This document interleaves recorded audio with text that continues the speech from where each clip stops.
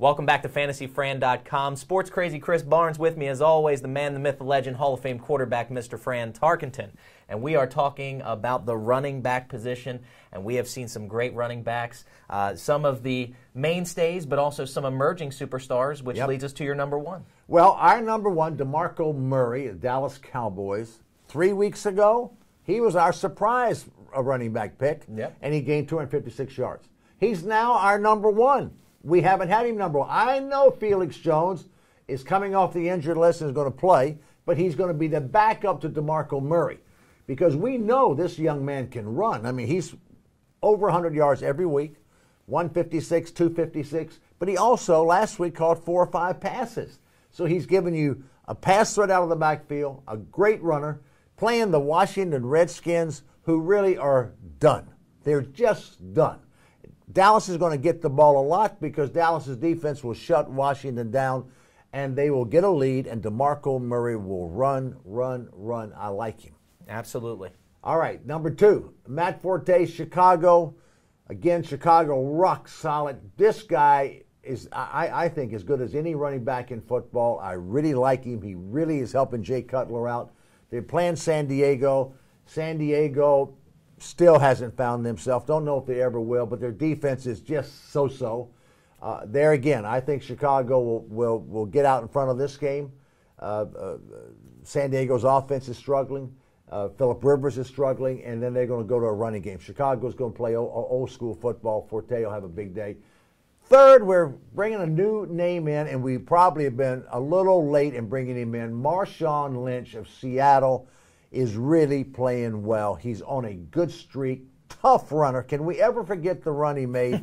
Last year? I mean, when 9 people, he went the distance, 70, 80 yards, 9 people hit him and couldn't bring him down. He's running with that kind of intensity, playing the St. Louis Rams, who, not terrible defensively, but not a staunch defensive team. I like Marshawn Lynch this week, and I put him all the way up to 3. Adrian Peterson, Green Bay shut him down, 56 yards last week. First team to shut him down, and also, but Green Bay got in such a big lead they had to throw the ball. Minnesota's playing Oakland. I like Oakland's team. I like Carson Palmer now, but I still think Peterson. You can't put him out of the top 5, no matter who they're playing or what the situation is. Philadelphia, LaShawn McCoy. Philadelphia is dead. Your team is dead, gone. I don't know what happened. They've just imploded.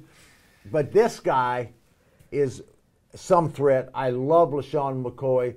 Playing the Giants. Giants play good defense, but McCoy can do so many things out of the backfield, catch the ball, run the ball, so forth. I still like him in the top 5. Okay. Now, talking about running back play kind of indirectly, I got to ask you about a play that a lot of people are talking about last week. The 4th and 1 play in overtime here in Atlanta. Tell me what your thoughts are about it. Stupid. Why? Because you're playing at home. You're controlling the game. You've really shut down New Orleans the last few times. They're not able to move the ball on you. You're back on your own 30-yard line. If you're going to run it at that point, up the middle, they're going to put their monster elephant guys up there in the gaps, 8 guys, and they're going to get the surge on you. It's just going to happen. Right. And it did happen. It wasn't even close. And you've got to kick the ball, play defense, rather than that just gave them the game. Just gave it to them. And you're looking, it's almost like a Hail Mary pass for 4th and 1. And so many bad things can happen. You can fumble the snap, you can fumble the ball, you can be knocked back, which they were. It's not a sure thing in that situation to make even 6 inches or even to get back to the line of scrimmage. And if you don't make it, which they didn't, the game's over.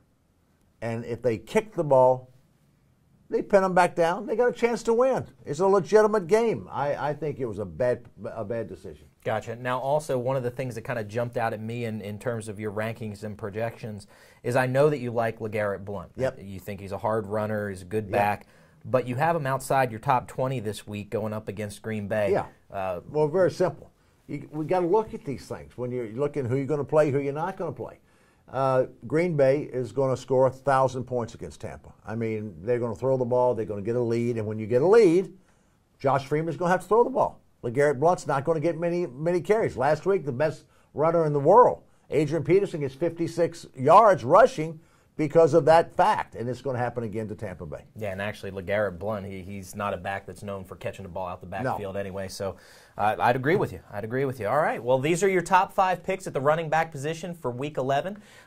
Join us back this next Thursday when we present all the Week 12 picks and all the comments and projections right here done by Hall of Fame quarterback Mr. Fran Tarkenton at fantasyfran.com.